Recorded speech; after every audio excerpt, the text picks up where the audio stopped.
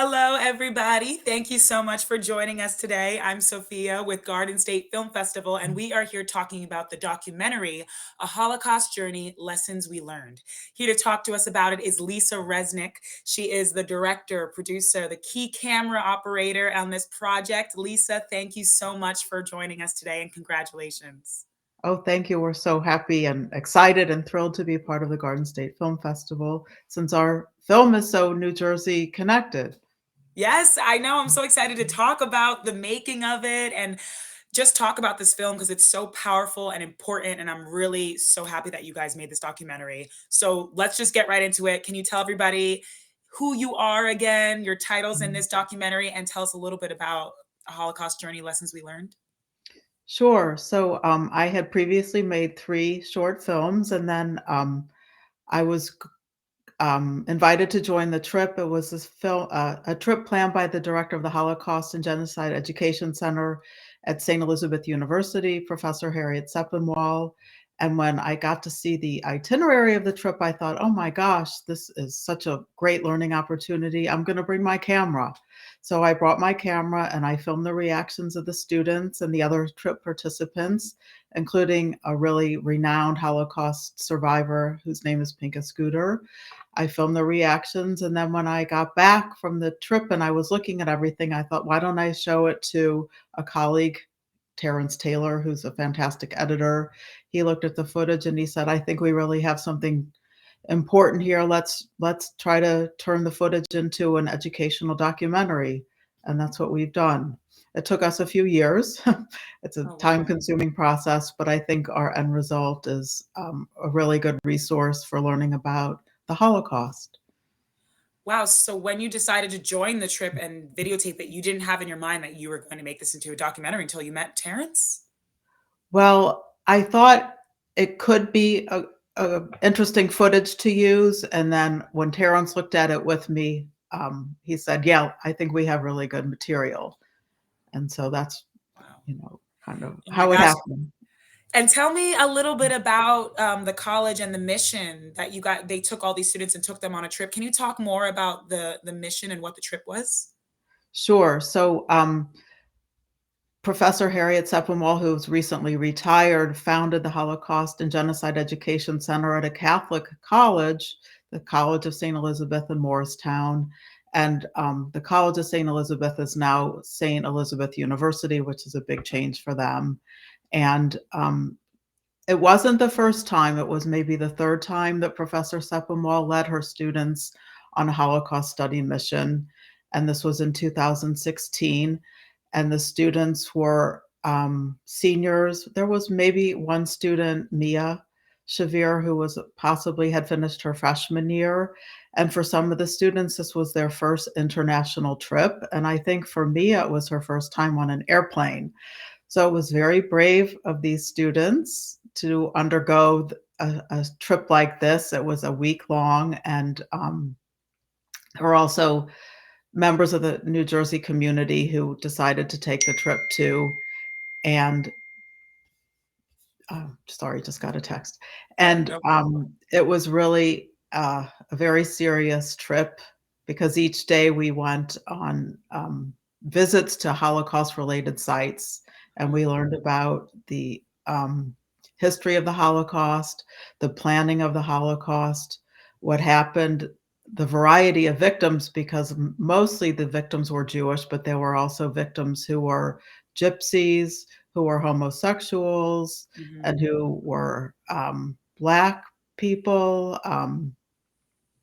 people who didn't fit in with the idea of the perfect type of person under the Nazis' idea of what a perfect person was. And we also met a Holocaust rescuer in Poland. It was really fantastic to hear the story of a woman whose family risked their lives to save a Jewish woman and a young Jewish woman. And we also learned about a pharmacist in Krakow, Poland, who saved a lot of victims, a lot of people who could have been victims of the Holocaust. So it was very interesting to hear that story too. Because for What all the an negativity of the Holocaust, there are some positive stories too. Yeah. What If you an if you wanted impactful to include. trip. I can't imagine being on there and seeing all those in person, and then there you are reacting to all of it for the first time, traveling to Poland, Germany, and also filmed in New Jersey, getting it on camera. What was it like for you, videotaping all of this while like experiencing all this emotion yourself, getting all this information, getting all these tragic stories, being at the site while filming that? Like, what was that like for you? Well, it was helpful to me to have the camera. If I didn't have the camera, it would have been more emotional because I was always, thinking about filming and getting the sound. Getting the sound was important too. So, I had some assistants on the trip who were helping with the equipment, and if I didn't have my camera, I think it would have been really, really difficult for me to be a participant on this trip. It was helpful Oh, wow. in terms of taking in all the tragedy of the Holocaust. Mm. Wow. So since you kind of just thought, okay, let me bring this camera and videotape what I see, all these Mhm. reactions, you didn't have it planned, the shots, it was just you holding the camera and videotaping what you saw? Yes, I did have a shot list Okay. for certain visits. For example, when we went to the Majdanek concentration camp with Pinka Scooter, we had a shot list, although it was not so easy because it was walking and talking, and there were a Mm, lot of people, but we wanted to make sure that the trip participants got to hear Pincus, but also stayed out of shot of the camera. mm. Yeah. Wow. And I want to talk about producing this. You and Terrence both produced this, and you got Pincus, a survivor from the Holocaust, and you said another person who helped rescue people. So, how did you guys find these people? How were they okay with being videotaped, having their story videotaped? Like, what went into producing this documentary? So, we asked everyone to sign a release that participated in the trip, and everybody agreed that it would be a good opportunity to, film the students and themselves to, possibly make a film. And then when we got back and we looked at the footage, it was Terrence's idea to bring the students back together to hear them reviewing their reactions on camera because it was the point of the trip was, witnessing it and then being able to reflect on it later. So the students came together, as you see in the film, at the college and the Holocaust and Genocide Education Center, and reflecting on what they took away.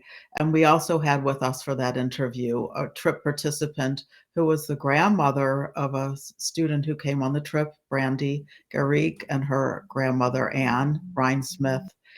And it was really quite an experience to travel with that pair. The grandmother, Anne, had gone to the college, and so did her granddaughter. So, Wow. they were neat to talk to during the trip and then to hear them reflecting on it together and the meaning of the trip, because 'cause they're Mm, non-Jewish trip participants who didn't have a direct connection to the Holocaust, but wanted to learn more about, one of the worst genocides mhm. in history. And this Horrible. documentary provides that opportunity for so many people to learn more about the history, and that's one of the things I loved about this too. In producing this film, it looks like you guys got a lot of pictures and video and information. What was that process like, gathering all of that research? Right, right, we wanted to include our archival footage so that people would see what happened during the war, which, we didn't see what happened ourselves, but we, visited after the fact. So we saw ghettos where people were forced to live before they were sent to concentration camps. That was part of the planning of the Holocaust. And so we wanted to show, what it was like for the victims of the Holocaust to be congregated into these very small living spaces with hardly anything to eat. And a lot of people died even that way by lack of food and then by working conditions in the concentration camps, which were horrible. And being forced to be transported from ghettos into concentration camps. Sometimes people were forced to become um, prisoners and work in the concentration camps, forced labor, and sometimes they were sent right to their deaths without knowing what was going to happen. Mm. You know. It's insane. Ugh, I can't even wrap my head around that. But you guys also, you mentioned that this took 2 years, right, to make and to put together. Well, more than that, maybe 5 or 6 years. Yeah, it was a gradual process, and we sought out archival footage from a lot of it came from the United States Holocaust Memorial Museum. Okay. And, Wow. getting the rights to the archival footage was a time-consuming process, but it all worked out in the end. Oh my gosh. And I mean, what kept you guys what kept you going? It's a 5, 6 year process. Obviously, it's an important story, but I can't imagine. And there was a pandemic going on. So much stuff is going on. Film isn't easy to put together in the first place. So, what really motivated you guys to finish this documentary? We wanted to make it available as an educational resource, and we saw that, like, starting in 18, 2019, um, bigotry and anti-Semitism in general, bigotry in general and anti-Semitism was increasing. So we really felt, you know, motivated to get the film finished for that reason, to try to combat bigotry and violent acts against different groups. Hmm.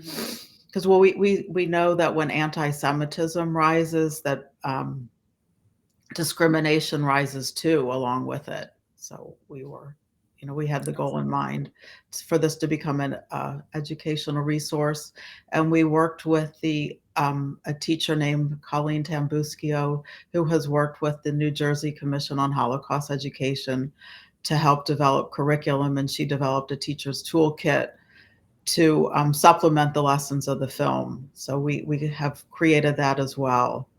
Oh, wow. Amazing.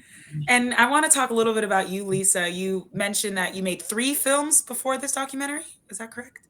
Yes, this was my fourth. So, in honor of this documentary, Lessons We Learned, I'd love to ask you, what have you learned from making projects that you applied to this documentary? And what have you learned from this process, making this documentary, that you will apply to your next project? Let's see. Well, filmmaking is a collaborative process, and it allows you to learn as you go and learn with others, with using their talents. And I made a film on children who are deaf and how they can learn to hear and speak. That film is called 95 Decibels. And then I made 2 dramatic short films. That's a dramatic film. Let's see. A Holocaust Journey is my first documentary, but I made a film on Simone de Beauvoir and Jean-Paul Sartre, which is an awareness-raising film about the French existentialists.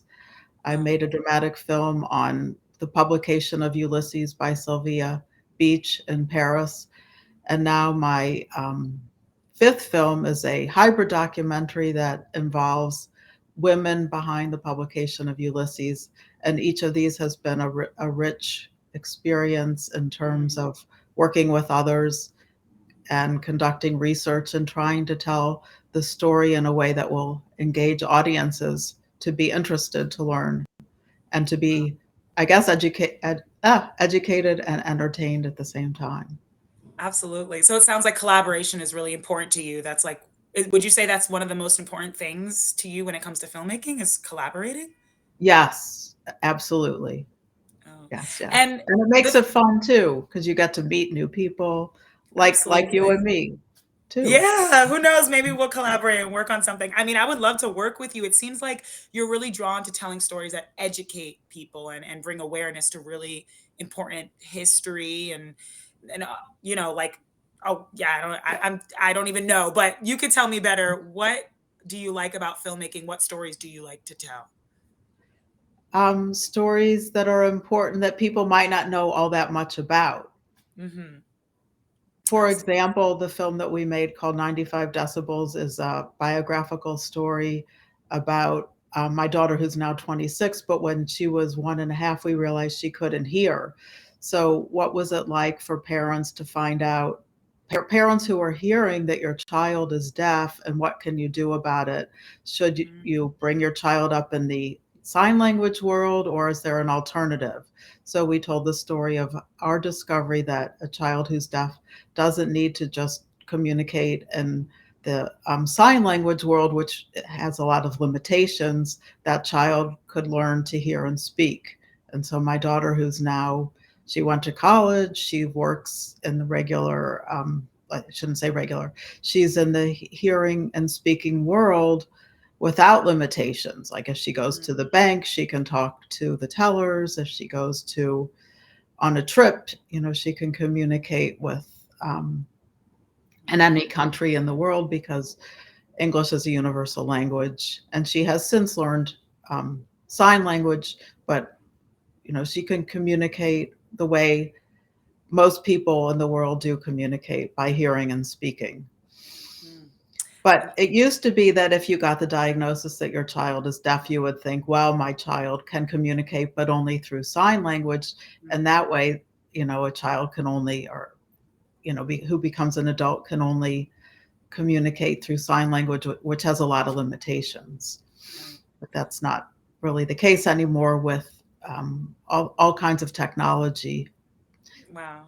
Yeah. No, I mean, I thank you for bringing stories that are not only close to your heart and close to home, but also can be so impactful and resourceful for people watching it. And definitely we see that with the Holocaust journey, lessons we learned. We have to wrap up. So I want to tell everyone how they can see this wonderful documentary. And Lisa, we talked before this, you will be at the screening, correct? Oh, yes, yes. In March, can't wait, in I can't wait Cranford. too. I hope I get to meet you in person there, and everyone who watches A Holocaust Journey Lessons We Learn can meet Lisa. And let me tell you how you can watch it. It will be playing Saturday, March 25th, 10:30 a.m. to 12:45 p.m. in the Cranford Theater. So definitely check it out. Lisa, thank you so much again for taking time out to talk to us and for making this documentary. Congratulations to you and everyone involved. Thanks. Can't wait to show the film in Cranford at the Garden State Film Festival. Me too. We'll see you there. Have a great day.